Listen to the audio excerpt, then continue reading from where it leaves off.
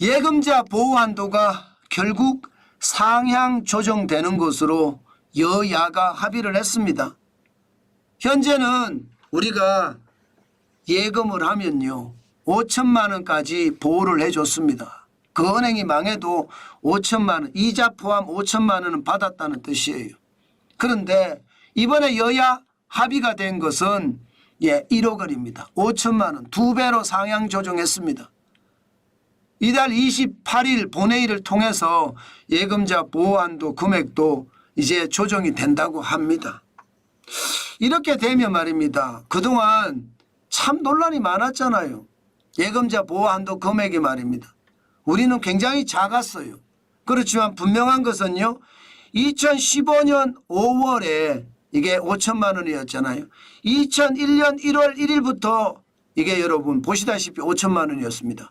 그러면 2000년부터 시작을 하면 24년 만에 어떤 그 고통을 해결했다 이렇게 생각을 하면 되나요? 24년 만에 지금 뭔가 변한 겁니다. 참 대한민국도 진짜 고지식하죠. 24년 만에 이렇게 변했다는 게. 여러분 예금자 보호한도는요. 1997년 7월 이전에는 2천만 원, 정권사에는 5천만 원이었습니다.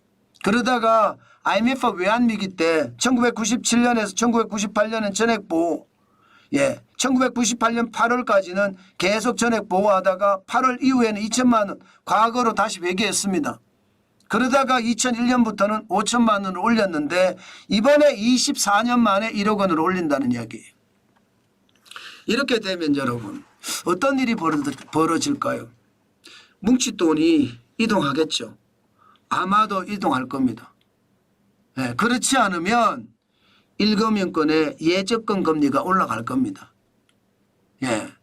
진작에 저는 했었어야 된다고 생각을 합니다. 진작에.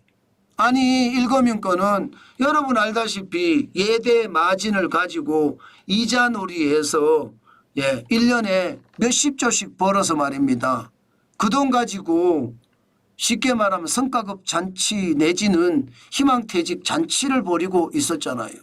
지금 우리 국민은 이자의 고통 때문에 굉장히 큰데 예적금 금리는 안 올려주거든요. 대출 금리는 빨리 올리는데.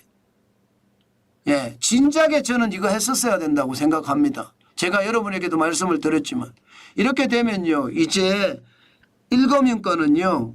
예금을 못 빼게 하기 위해서 예적금 금리를 올릴 거고요. 이금융권은 이 위기를 좀 벗어날 수 있겠구나. 우리는 금리를 적정 금리를 주면서 지금 일금융권의 예금을 좀 빼와야 되겠다. 이런 생각 충분히 할 수 있겠죠. 아마 그렇게 하게 될 겁니다. 그러면 이금융권으로 자금이 머니 무브라고 해야 되나요? 뭉칫돈이 이동한다고 해야 되나요? 당연히 뭉칫돈이 이동을 할 겁니다.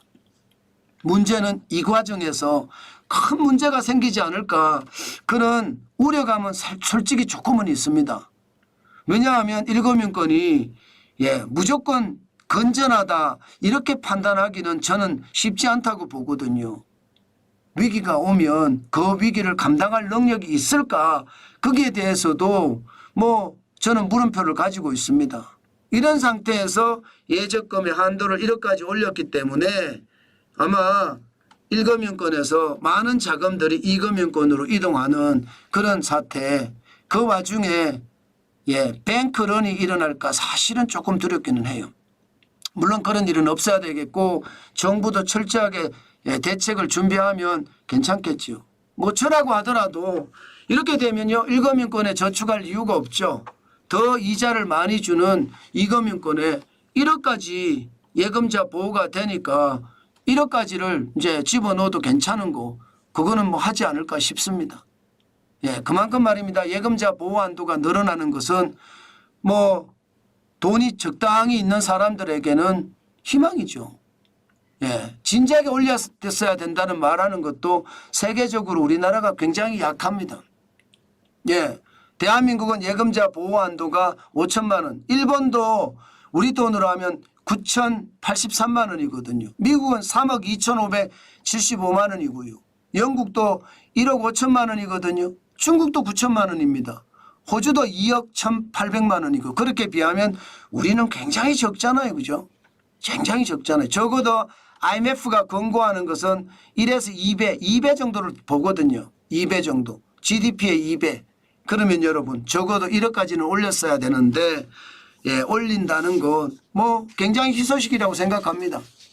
저는 여러분들 중에서도 분명히 말입니다. 이 법이 통과가 되면 뭐 실행이 언제 될지 정확하게 예, 명시를 하겠지만 내년 1월 1일부터 실행이 되지 않을까 싶기는 한데요.